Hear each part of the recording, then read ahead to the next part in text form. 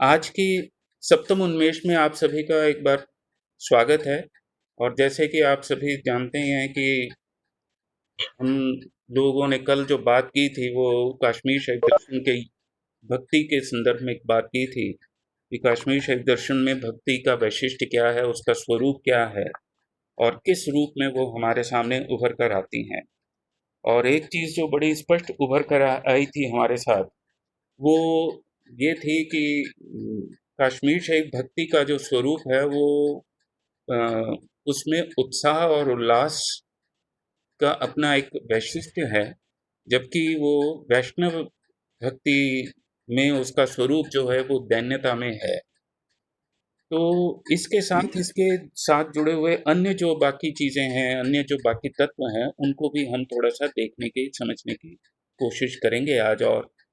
और साथ ही साथ भक्ति और योग, कश्मीर शैव दर्शन का योग का अपना एक वैशिष्ट्य है, उसके ऊपर भी चर्चा रहेगी। हालाँकि मेरा ये थोड़ा निवेदन था पहले कि इस भक्ति में जो सौंदर्य है, उसके ऊपर भी कोई बात की जाए।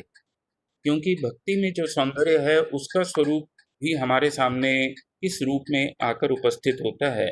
केवल हर बात में उसको चैतन्य सिद्ध कर देना, चैतन्य की ही बात कर देना तो ठीक नहीं है, क्योंकि उसको अपने स्तर पे भी हमने लाना है, व्यवहार के स्तर पे भी लाना है।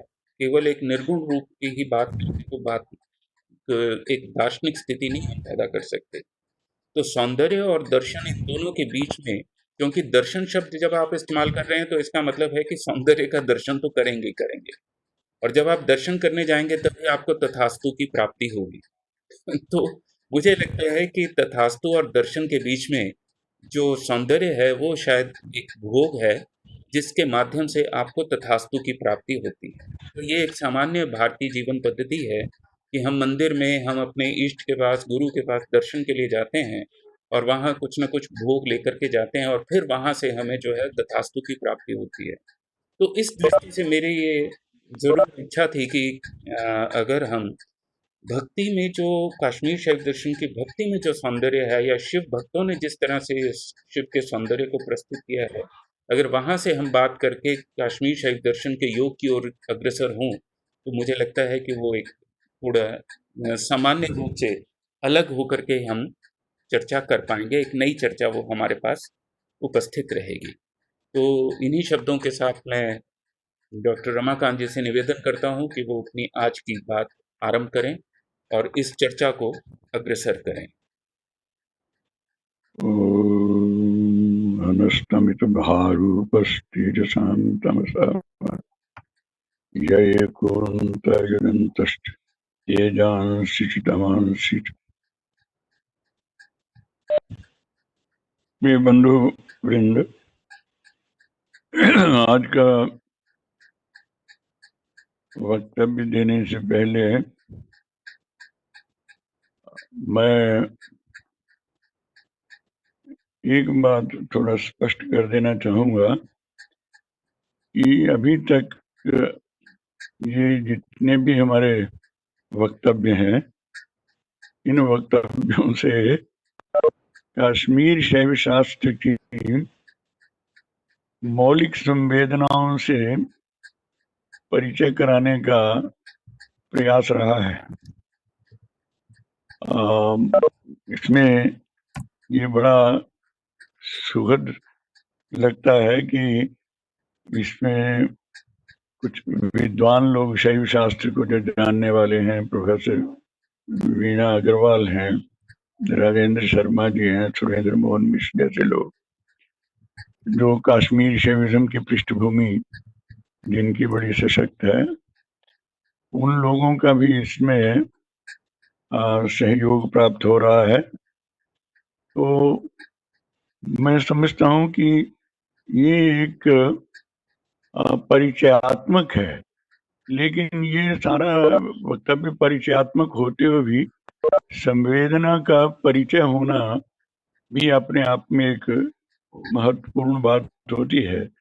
तो कल हमने जो भक्ति की बात की थी, तो भक्ति मूलतः एक साधक की संवेदना से ही उसका संबंध होता है। और साधक की संवेदना जो एक अपना व्यावहारिक रूप, धीरे धीरे दर्शन जब व्यावहारिक रूप ग्रहण करने लगता है तो उसकी परिणति सौंदर्य में होती है। लेकिन इस सौंदर्य तक पहुंचने के लिए जो भक्ति में इस साधना मार्ग की बात की गई है, उस साधना मार्ग के विषय में थोड़ी सी योग के रूप में चर्चा करना मैं चाहूंगा।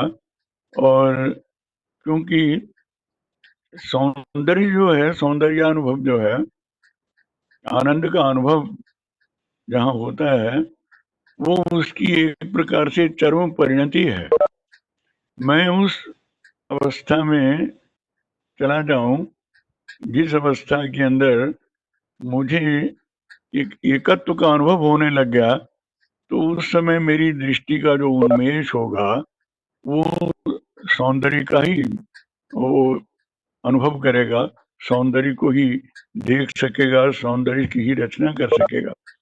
इसलिए थोड़ा सा भक्ति के अंदर निहित जो उसका साधना तत्व है, योग है, उसके विषय में चर्चा करनी पड़ती है। कारण यह है कि मनुष्य का जो एक पक्ष हमारे सम्मुख व्यक्तित्व आता है, उसमें उसका देह है, प्राण है, मन है, इंद्रियां हैं, अंतःकरण है और भीतर का सारा स्नायु तंत्र, सारा स्नायविक, वो सब एक तरह से हम लोगों के बाह्य जीवन के सेवन करते करते एक प्रकार से वो बाहरी संवेदनाओं को तो कहना चाहिए रिस्पॉन्ड करते हैं, बाहरी संवेदनाओं को तो ग्रहण करते हैं, लेकिन कभी उसके विषय में हमने विचार ही नहीं किया कि वो हमारी अंतर संवेदनाएं भी बन पाएंगी कि नहीं बन पाएंगी। इस विषय में एक अवेयरनेस ना होने के कारण उसमें संबंधे सावधानता, काश्मीरी शैवागम की उक्ति है, ग्राह्य ग्राहक संवित्ति सामान्य सर्वदेही नाम। सभी जो देहधारी लोग हैं उनमें ग्राह्य पदार्थ जिनको ग्रहण करना है हमने, बाह्य पदार्थ जो है वो ग्राह्य पदार्थ हैं, और ग्राहक जो है वो प्रमाता है। जो सभी प्रमाताओं को ग्राह्य ग्राहक संबंध का एक जनरल सामान्य रूप से तो ज्ञान होता है, लेकिन योगी नाम तो विशेषोयम संबंधे सावधानता। योगियों में ये वैशिष्ट्य होता है कि उनको वो प्रत्येक ग्राह्य ग्राहक की जो संवेदना है उसमें उनमें बड़ा ही वो अलर्ट होते हैं, बड़े ही सावधान होते हैं उसमें। उनकी सावधानता का मतलब यहाँ पर अवधान सहित होना। अवधान सहित होना का मतलब उसमें जो आपकी अवेकनिंग है, जो अवेयरनेस है, जो जागरूकता है, वो जागरूकता का बहुत महत्व है। योगी लोग उसके विषय में बहुत ही संवेदनशील, जो when the spirit awakens it will not have less than the whole of your life for its tenderness। योगी इतना संवेदनशील, इतना टेंडरनेस उसमें आ जाती है कि जिसके कारण उसमें उसकी जो सावधानता है वो एक विशेष प्रकार की सावधानता होती है, जो उसके प्रत्येक देह को, स्नायु तंत्र को, मन को, बुद्धि को, चेतना को वो एकोन्मुखी बनाता है। वो उसे एकोन्मुखी बनाता है, उसे शिवोन्मुखी बनाता चलता है। तो प्रत्येक उसके व्यक्तित्व का जो धीरे धीरे साधना का अभिप्राय क्या है, साधना से अभिप्राय यह है कि ये जो साधक का जो व्यक्ति अपनी इंडिविजुअलिटी के अंदर ही जो प्रायः सुप्त करके रहता है, वो उसमें अवधान आता है, एक जागरण आता है, और जागरण से वो अपनी गति को, अपने देह के तंत्र की प्रत्येक गति को, अपने अंतःकरण की, अपने स्नायुओं को, सबको साधना से उनका शैवीकरण करता चलता है। इसलिए वो जो उसका शैवीकरण है, उस एकत्व की ओर जो उनका उन्मुख होना है, ये उसकी प्रथम सीढ़ी है। और ये प्रथम सीढ़ी में उस ये जो योग की परिभाषा जहाँ पर है, वो अवधानता की ओर ज्यादा है। इसलिए ये कहा योग एकत्वम इच्छन्ति। शैव लोग कहते हैं वस्तुनोन्यन वस्तुना, हमारे यहाँ योग की जो परिभाषा है, साधना क्रम के अंदर शिव की ओर जाने के लिए जिस संवेदनात्मक स्थिति को हमें ग्रहण करना है, उसकी जो उसमें जो योग की परिभाषा है, वो योग की परिभाषा बनती है योगम एकत्वम इच्छन्ति। योग का अभिप्राय है किसी वस्तुनोन्यन वस्तुना, एक वस्तु का दूसरी वस्तु के साथ जुड़ जाना, ये योग है। और ये योग पातंजल योग से उस दृष्टि से थोड़ा सा भिन्न प्रतीत होगा कि यहाँ पर वो चित्त वृत्तियों के निरोध की बात है कि ये चित्त की वृत्तियों का वहां पर निरोध शब्द को लेकर के बड़ा संघर्ष है वहां पर समझने में भी कि निरोध क्या है वहां पर। लेकिन यहाँ पर उस तरह के निरोध की स्थिति नहीं है। यहाँ पर ये है कि जैसे आपके भीतर की जो एक आपका जो एहसास है, आपकी जो अनुभूति है, वो धीरे धीरे अपनी प्रेक्षा मूलकता के द्वारा, ईक्षण के द्वारा आप देखते जा रहे हैं, आप जागृत होकर देख रहे हैं, और जुड़ने की ओर आपकी प्रवृत्ति हो गई है। जुड़ना किसके साथ है? शिव के साथ जुड़ने की बात है। अब शिव के साथ जुड़ने के लिए एक मौलिक प्रश्न उठेगा कि जिसके विषय में अभी हमें ज्ञान ही नहीं हुआ है, उसके साथ हम जुड़ने की बात कैसे करेंगे? तो उसके लिए मैं समझता हूँ कि जो मार्गदर्शन मिलता है, वो हमें जो परिचय मिलता है शिवत्व का, वो शास्त्र से और गुरु के प्रतिबोध से मिलता है।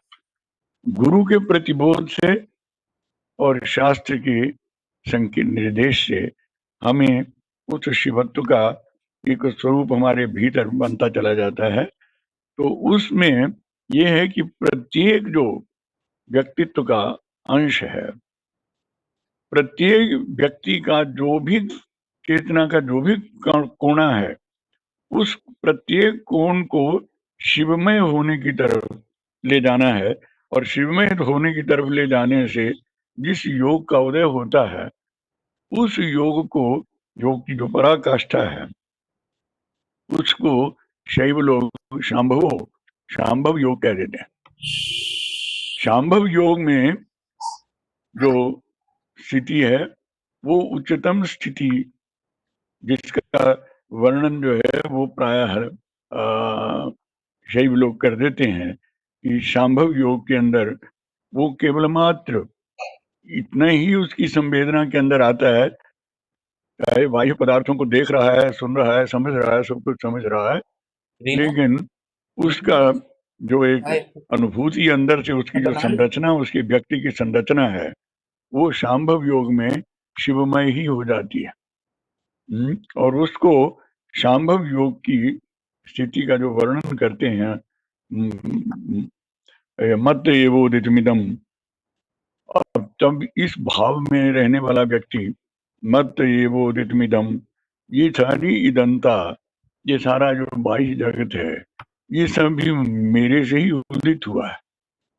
मय्येव प्रतिबिंबितम, ये मेरे में ही प्रतिबिंबित हुआ है। और मदभिन्नमिदम सर्वम, तो ये त्रिधोपायस्य शांभव, ये शांभव जो योग जो है, उसमें ये तीन डायरेक्शन बन जाती हैं।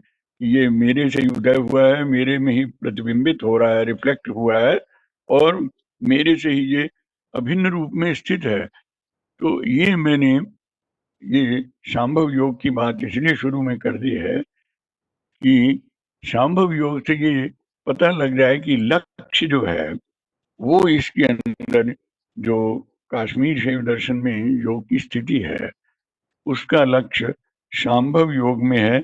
और शांभव योग की जो उच्चतर स्थिति है, उसको अनुपाय करके कह दिया कि वहां पर ऐसा सोचना भी नहीं पड़ता है, वृत्ति भी नहीं बनती। तो ये एक परिचय कराने के लिए केवल मैंने उसका जो निरूपण किया है कि शांभव योग में एक ऐसी स्थिति है कि अंतर लक्ष्य विलीन चित्त पवनो योगी यदा वर्तते दृष्ट्या निश्चल तारया बहिर्सौ पश्यन्न पश्यन्नपि मुद्रेयं खलु शांभवी भवति या युष्मत् प्रसादाद गुरु। ये स्थिति जो आती है युष्मत् प्रसादाद गुरु हो, ये तुम जब गुरु के रूप में कृपा करते हो तो उस गुरु रूप में कृपा करने से तुम परिचय कराते हो कि भाई एक शंभु एक ऐसी परम सत्ता है जिसके बारे में कई बार ध्यान में आता है। प्रिय पुत्रात्, उपनिषदों का जो पंक्ति है, प्रिय पुत्रात् प्रियो वित्तात्, वो पुत्र से भी अधिक जो तुम्हारा प्रिय है, जो सब प्रकार के धनों से भी तुम्हारा प्रिय है। प्रियो हो सर्वस्मात् अन्यस्मात्, जो अन्य सभी से तुम्हारा प्रिय है। ईशते अंतर्यामी आत्मा, ये तुम्हारा अंतर्यामी आत्मा है। ये आत्मा तुम्हारा जो है, ये आत्मा ही तुम्हारा शिव है। और इसी के विषय में जो श्रुति में कहा उन्होंने कि यही जो है ये रस स्वरूप है, और यही रस स्वरूप है जिसके पास पहुंचने के बाद मनुष्य जो है वो सचमुच में तृप्ति का अनुभव करता है, आनंद का अनुभव करता है। आनंदी भवति तृप्तो भवति। और तो ये एक अवस्था जिससे केवल मैं इसलिए परिचय दे रहा हूं कि एक हमारा लक्ष्य जो है शैव शास्त्र का, वो लक्ष्य देख लेना चाहिए कि ये उसका शांभव योग जो है वो एक प्रकार से ऐसा है कि जब साधक का संपूर्ण व्यक्तित्व जो है उसके प्रत्येक चेष्टा, प्रत्येक गतिविधि, भीतर के प्राण, देहम प्राणमपि इंद्रियाणि विचलाम बुद्धिम च शून्यम विदु, वो सभी उसकी जो अनुभूतियां, सभी उस प्रकार की जो संवेदन है, वो समस्त संवेदनाएं एकीकृत होकर के शिवत्व में परिणत हो जाती हैं जब, तो शांभव योग में साधक पहुंचता है। दूसरी स्थिति में थोड़ा ऊपर से हम नीचे की ओर उतरते हैं तो उसमें संकेत करते हैं वो कि शाक्त योग है। शाक्त योग का सामान्यतः संबंध जो है वो भावना के साथ बहुत संबंध है कि क्योंकि वो शांभव योग की ओर जाने क्या है, एक स्वरूप है जो अभेद दृष्टि थी। अब हम एक भेदाभेद दृष्टि को देखते हैं सामने। इसमें ज्ञान योग भी, इसको कश्मीर शैविज्म का, इसे हम ज्ञान योग भी कह देते हैं। और इस ज्ञान योग में क्या है कि भावना से अंदर से तो आदमी बोलता है अपनी साधना में, भीतर मन ही मन गुनगुनाता है, अंदर उसका गुंजरित होता है, मुखरित होता है, लेकिन उच्चार रहितम वस्तु केत सैव विचिंतन, लेकिन बाह्य उपायों के बारे में वो बिल्कुल उनकी उपेक्षा कर देता है। बाहरी उपाय, बाहर से वो कोई प्रयास करे, इस प्रकार की स्थिति नहीं रहती है। वो भीतर ही उसकी जो मंत्र साधना भी चलती है, वो मंत्र साधना भी उसकी भीतर ही उसका मंत्र चलने लगता है। जब उठता है तो उसमें देवता की, चाहे स्थूल रूप हो या उसका देवता का उसमें सूक्ष्म रूप हो या पर रूप हो, सभी रूपों में उसका ध्यान जो है वो भावना परक होने के कारण बाह्य उपायों से थोड़ा निरपेक्ष होकर के, स्वतंत्र होकर के आंतरिक चेतना में जीने लगता है। जब भी करता है तो मानस जब उसका चलता है, उच्चार रहितम वस्तु केत सैव विचिंतन, उच्चार से रहित वस्तु जो है उसी का वो चित्त से चिंतन करता हुआ जो समावेश को प्राप्त हो जाता है, तो शाक्ता सवोदीरितः उसको शाक्ति योग कहा है।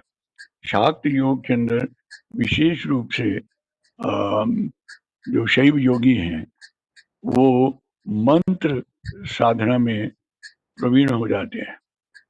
मंत्र साधना जो है वो फिर वही स्थिति है कि मंत्र साधना में आप जिस अवस्था की कल्पना करते हैं वो मंत्र वाक शक्ति जो शिव की ही परावाक शक्ति है उसी के एक स्वरूप है। इसका अभिप्राय ये हुआ कि आप उसमें प्रकाश और विमर्श के संघट की स्थिति की ओर जाने से पूर्व आपकी स्थिति शाक्तोपाय की स्थिति बनती है। पहले शाक्तोपाय स्थिति के अंदर आप संपूर्ण वाक योग को, इसमें इस योग को अगर हम कहें वाग योगवित, योगी जो है वो वाग योगवित बन जाता है, क्योंकि मंत्र जो है वो वाक का प्रतिनिधि है। आपको गुरु मंत्र दे देता है कि अमुक मंत्र का आप अनुष्ठान कीजिए, अमुक मंत्र का, तो वो सामान्यतः लोग जो हैं वो उच्चारण से ही उसको करते हैं। लेकिन यहाँ पर वो जो मंत्र है वो जो उसका एक स्वाध्याय है जिसको हम कहें कि वो मनन की स्थिति है, मनसैव विचिंतन, मन से ही उसका वो चिंतन करता हुआ अपने वाग योग के द्वारा अपनी सारे ये चेतन मन को, अंतःकरण को, बुद्धि को, इन सबको प्रभावित कर लेता है। उनका एकत्व साधन शिवोन्मुखिता उसकी बनाने का प्रयास करता है। एक बड़ी इसमें महत्वपूर्ण बात है कि ये जो जिनको इसमें शैव लोग उपाय के रूप में कहते हैं कि शांभवोपाय, शाक्तोपाय और आणवोपाय करके जो है वो क्रम बनाते हैं उसका, ये उपाय क्रम है। लेकिन उपाय क्रम को वो एक ऐसे कल्पित रूप में ही स्वीकार करते हैं, क्योंकि कल्पित रूप में इस तरह से स्वीकार करते हैं कि उपादायापि, जो उपादान जिनको ग्रहण किया जाता है लेकिन वो हान करने के लिए ही, त्याग करने के लिए ही उनको ग्रहण किया जाता है। क्योंकि योग में जुड़ने के लिए थोड़ा ये अंतर है उपाय के अंदर, इसलिए योग के अंदर जिस टर्म का हम प्रयोग करते हैं वो प्रयोग करते हैं हम इच्छा योग, ज्ञान योग और उसमें क्रिया योग। और उपाय क्रम से जब हम बात करते हैं तो उसमें इच्छोपाय और उसमें ज्ञानोपाय और क्रियोपाय करके उसका प्रयोग करते हैं। लेकिन वो उपाय जो है उसको वो कहते हैं कि उपाय वो है क्योंकि ये एक निरंतर यात्रा है, इसमें जागरण है, इसमें वो जागरण से जरा भी पृथक होने का बारे में योगी जो है वो सोच नहीं सकता है। क्षुरत से धारा निशिता दुरत्या दुर्गम पथस्तद कवयो वदंती, या भगवद गीता के अंदर जैसे वो कहते हैं कि जा निशा सर्वभूतानाम तस्याम जागृति संयमी। भगवद गीता का काश्मीर शैव शास्त्र के ऊपर भी पर्याप्त प्रभाव है, इसीलिए उसमें भगवद गीता के ऊपर शांभव योग के माध्यम से भाष्य लिखे गए। अभिनव गुप्त पादाचार्य का भी उसमें एक टीका का उसमें अनुशीलन करते हैं लोग, और भी भगवद गीता के कुछ उसमें, तो भगवद गीता के अंदर भी इस योग का जो संकेत मिलता है कि या निशा सर्वभूतानाम तस्याम जागृति संयमी।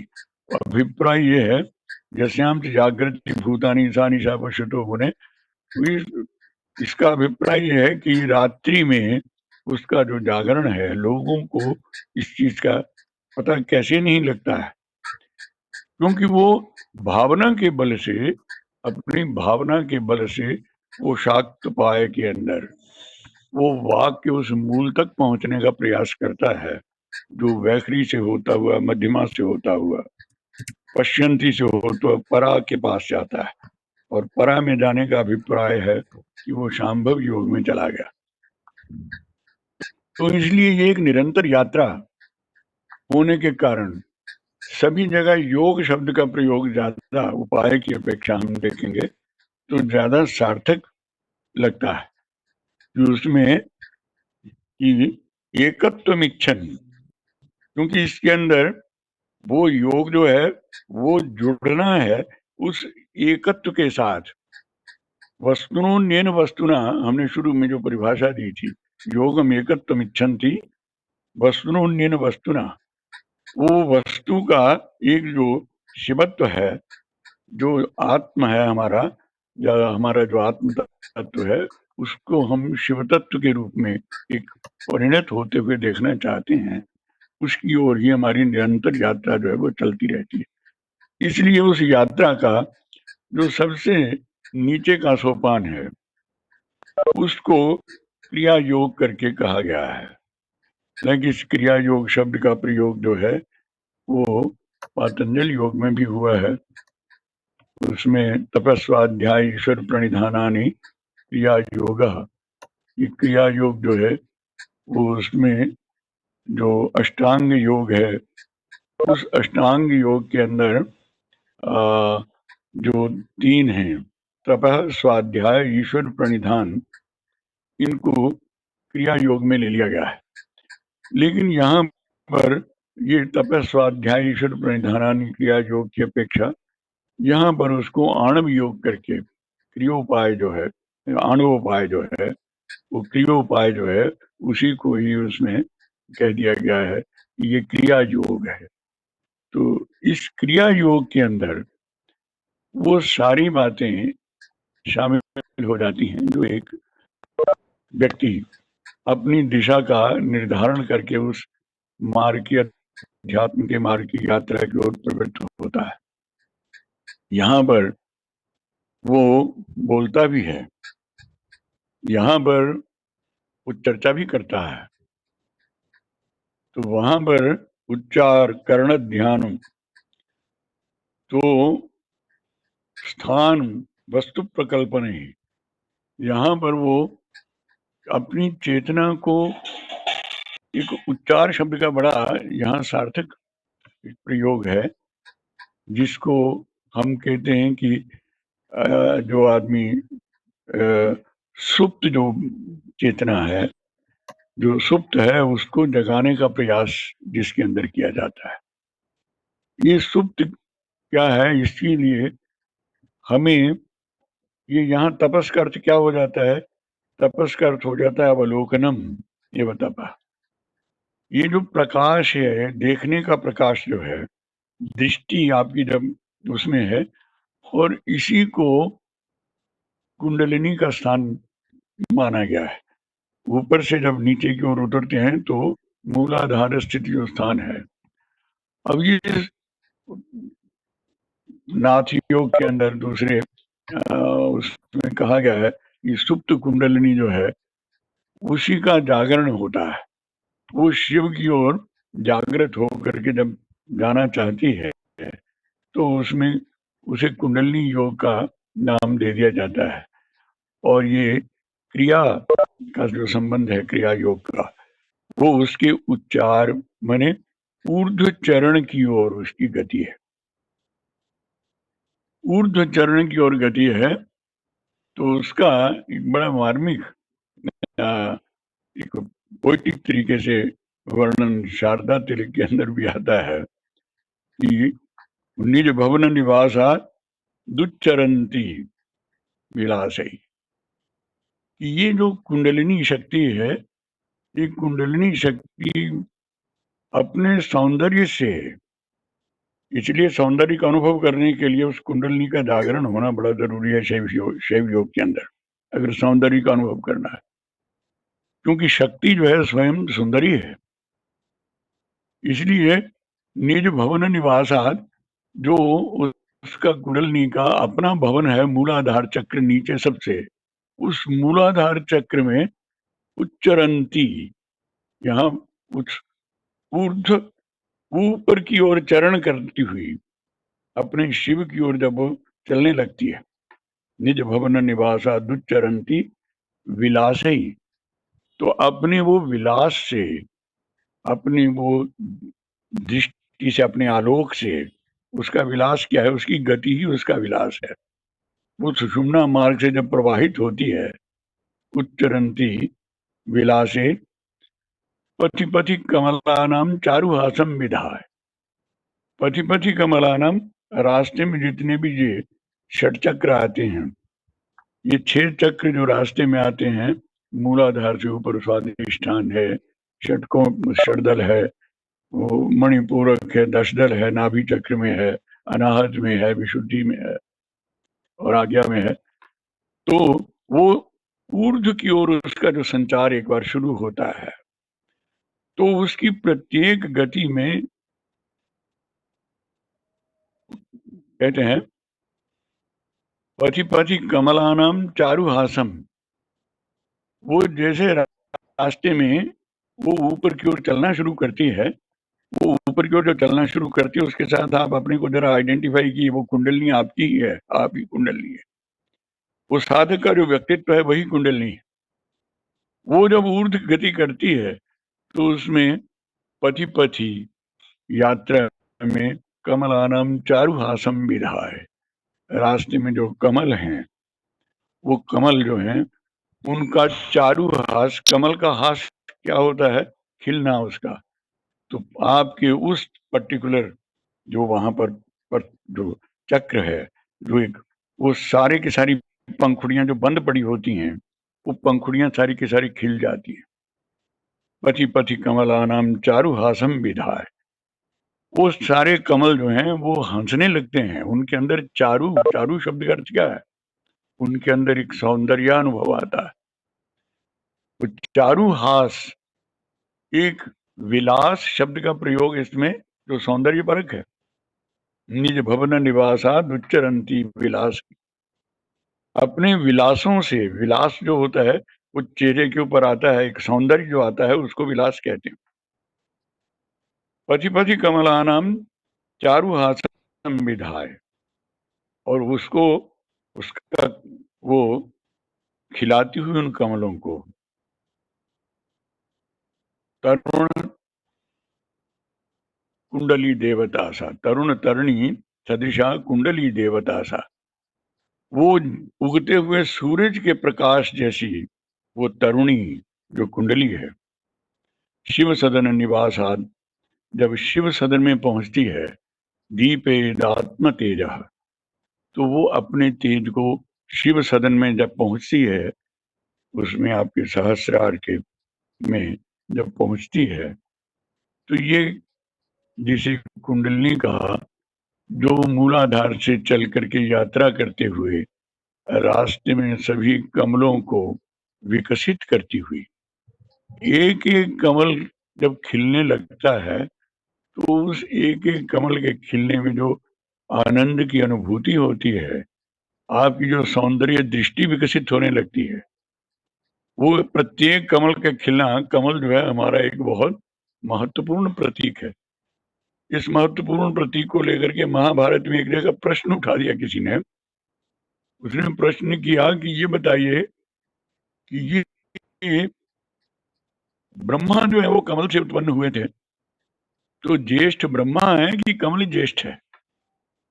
तो इसलिए कमल की पवित्रता, कमल का विकास और कमल का जो एक सुगंध सुरभि, उस सभी के लिए संपूर्ण भारतीय वाङ्मय के अंदर एक बड़ा विशेष महत्व है। तो वो एक सौरभ सुगंधी, प्रत्येक चक्र के अंदर कुंडलनी के आरोहण का मतलब ये नहीं है कि वो सीधे नीचे से एक किरण गई और सीधी ऊपर चढ़ी गई, ऐसा नहीं है।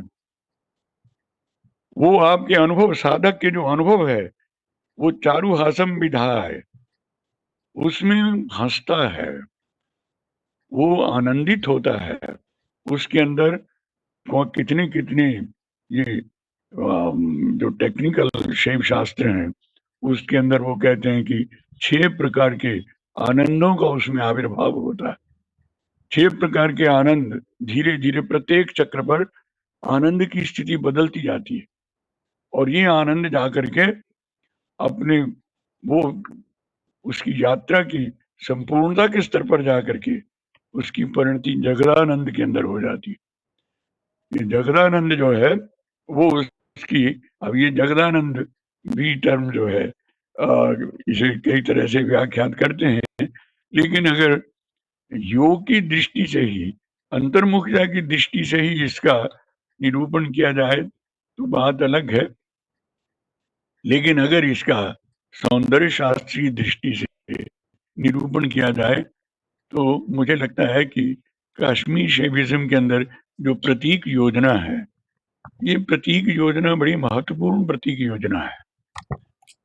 उसके अंदर जब ये वो कहते हैं महाह्रदानुसंधानान मंत्र बीजानुभव, एक महाह्रद क्या है कि बहुत विस्तृत लेक है, जैसे वो रिजर्वायर ऑफ, एक ऐसी निर्मलता का रिजर्वायर है।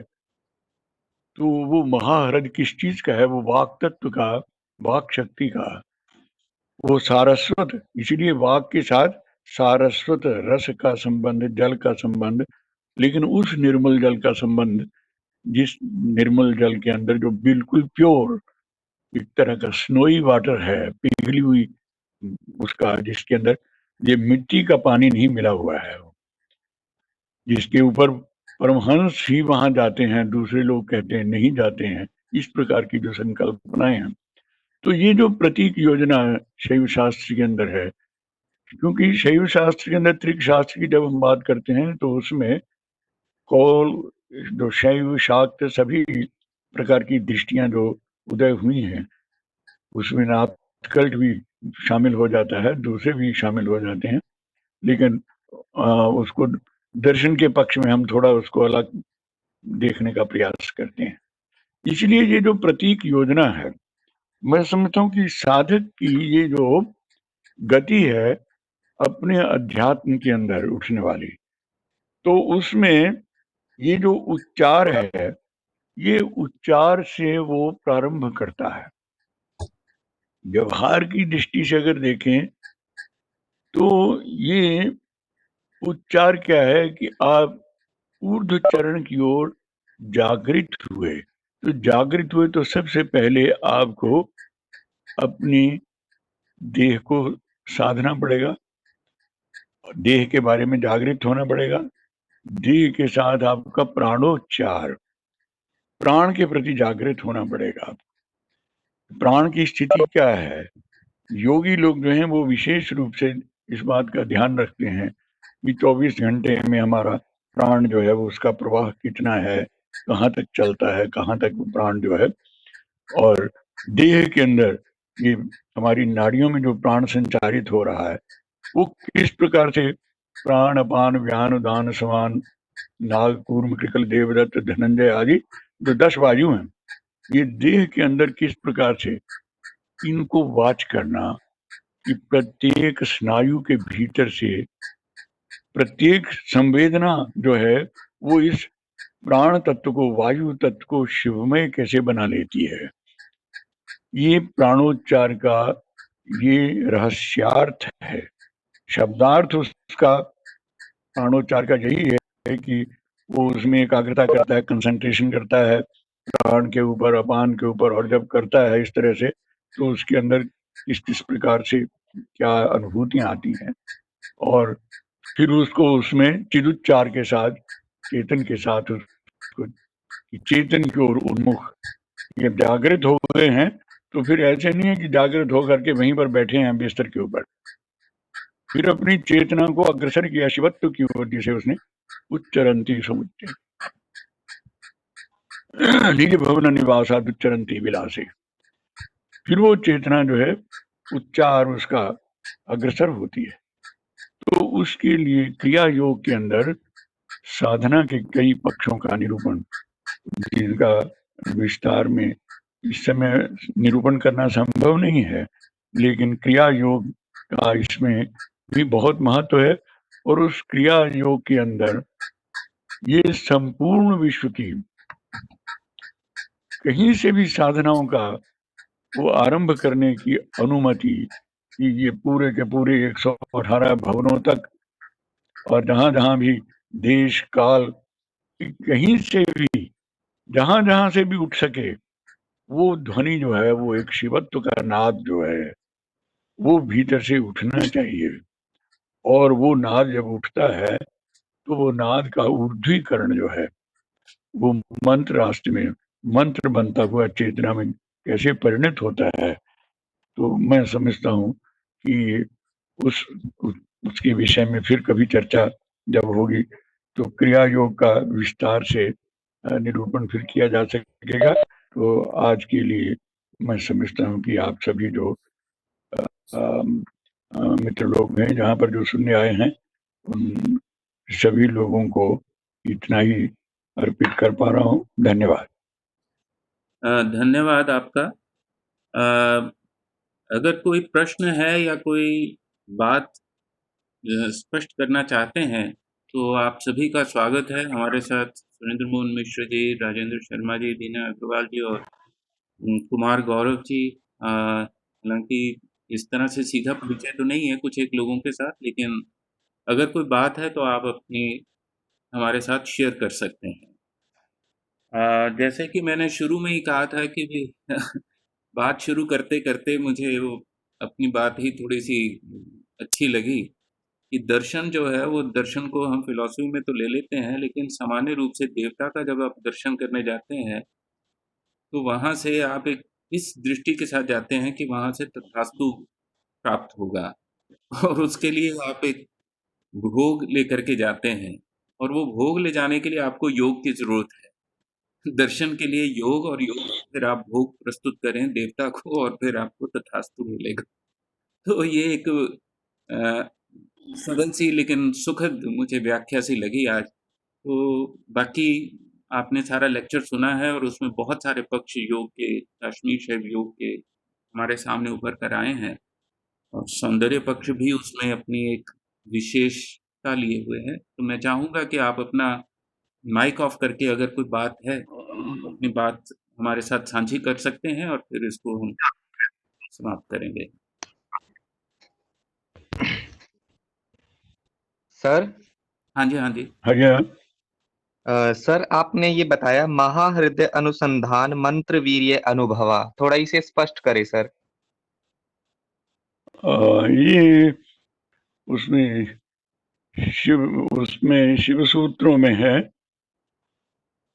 तो महाहृदानुसंधानान मंत्र वीर्यानुभव से अभिप्राय, ये जो महाहृद है ये वाक तत्व है और इस वाक तत्व का अनुसंधान करने से मंत्र वीर्य, जो मंत्र है मंत्र का वीर्य क्या है, मंत्र का वीर्य ये उसका वो शिवत्व ही उसका स्वरूप वीर्य है। तो शिवत्व का जो अनुभव हो जाता है उसे, मंत्र जो है वो सिर्फ मंत्र बन के नहीं रह जाता है। हम लोग रोज करते हैं ओम नमः शिवाय ओम नमः शिवाय, लेकिन शिवत्व का अनुभव कभी नहीं होता है। ऐसे थोड़ा सी औपचारिकता पूरी हो जाती है, थोड़ी सी संवेदना बदली, थोड़ा सा मूड बदल गया, हम मूड बदलने को समझते हैं कि ये साधना हो गई। हम मंत्र गए और उसमें जल चढ़ाया, अर्पित किया, ये किया, थोड़ा सा हो गया, दैट्स ऑल। लेकिन वो नहीं है। ये महाहृदानुसंधानात, महाहृद का अनुसंधान जो है वो उस परावाक जो पश्यंती में परिणत होकर मंत्र बन गई है, उस मंत्र वीर्य का अगर अनुभव, तो मंत्र को आपको वहां तक ले जाना जरूरी है, उस लेख तक। क्योंकि जब भी वो कोई उसमें होता है तो उसमें हम लोग मूल की तरफ जाने का प्रयास करते हैं, जहां से वो एक रिवर प्रवाहित होता हुआ मंत्र के रूप में आया। अब स्पष्ट हुआ आपको? नहीं? Hello, hello. हाँ जी, हाँ जी। Yes sir. हाँ, अब वो स्पष्ट हुआ नहीं हुआ? यस सर, हो गया जी। हाँ जी। Thank you. Doctor Rajendra ji, Rajendra Prasad ji या मिश्रा जी या मैडम। लीना या कोई और, नहीं तो फिर आज हम इसको वक्तव्य को पूरा करेंगे इसका। तो चलिए, अभी अभी हमारे पास कोई टिप्पणी नहीं है, अभी कोई बातचीत नहीं है हमारे पास। तो आज का ये हाँ जी, हाँ जी। आशुतोष जी, हाँ जी मैम। हाँ जी, मैं मेघना बोल रही हूँ। एक प्रश्न था। नमस्कार मैम। हाँ जी, प्लीज़। अम, हाँ जी, ये पूछना था कि इंद्रियों के विषय में भी जो सुख अनुभव होता है, जैसे कोई अद्भुत भजन सुनाई दिया, कोई अद्भुत दृश्य दिखाई दिया, तो वो सुख और जो आत्म इंद्रिय है, उसके विवेक के लिए जो अवेयरनेस, जो ध्यान जरूरी है, वो कैसे केंद्रित कर सकते हैं या वो कैसे कल्टिवेट किया जा सकता है? तो हमें जो संसार के पदार्थ हैं और जो चित्त का अनुभव है, उसके बीच में ज्यादा जागरूकता बढ़ती जाए धीरे धीरे। हाँ, उसमें ये जो क्रिया योग है, क्रिया योग में जो हमारे इंद्रियानुभव हैं, उन इंद्रियानुभवों को भी हम ये समर्पण के द्वारा, उसमें उपासना के अंदर जो पदार्थ हम एक प्रकार से समर्पित करते हैं, वो वो एक प्रतीक हैं, वो सिंबल्स हैं उसके। जब से मीठा है, अब उसमें नैवेद्यम निवेदयामि, नैवेद्य का निवेदन जो है वो स्वादुत्र, वो माधुरी का है। और वो माधुरी, उसको हम केवल मात्र हम मिठाई समझने लें, ऐसा नहीं। उसको हम प्रसाद कहते हैं। प्रसाद शब्द का प्रयोग इसलिए कर दिया कि प्रसाद शब्द का भी आगे जा करके उसकी जो शब्दों का दरअसल में इसमें जो बात है कि चाहे ऐन्द्रिक वस्तुएं हैं, इंद्रियों से जुड़ी वस्तुएं हैं, स्थूल हैं, उनके जो शब्द हैं, वो शब्दों में एक अनुरणन होना जरूरी है। अनुरणन का मतलब है कि उसके अंदर एक गूंज, उसका उसके पीछे अगर वो मेरी चेतना में गूंजने लगे, तो वही प्रसाद, वही मधुर। अब वो मधुर शब्द का सामान्य अर्थ तो मीठा है, इसलिए शुरू में मैंने जो संकेत दिया था कि ग्राह्य ग्राहक संवित्ति सामान्य सर्वदेहिनम, सभी लोगों में ये शब्दों के अर्थ जो हैं वो सामान्य रूप से, कि मीठे के माने मीठा और खट्टे के माने खट्टा, ये ऐसा है। लेकिन यहाँ साधना के अंदर जब हम शामिल कर लेते हैं इंद्रियों को भी और शरीर को भी, मन को भी, सभी को, तो फिर ये सभी जो हैं इनके पीछे एक, इसके साथ ही वो एक फ्लेवर जो है वो उठने लगता है, जिसको हम अभिव्यक्ति कहते हैं। अभिव्यंजन होना शुरू हो जाता है। जैसे हम कहते थे कि ये हमने जो बनाया, जो कुछ बनाया, उस बनाने के पीछे बीच में एक फ्लेवर आ गया है उसके अंदर। तो वो फ्लेवर जो आने लगता है जब, तो वो एक आने वाली आपकी यात्रा का अच्छा सुखद सूचक होता है। ऐसा मुझे लगता है कि जो मैं समझ पाया हूँ। ठीक है। तो बहुत बहुत धन्यवाद गुरु जी। थैंक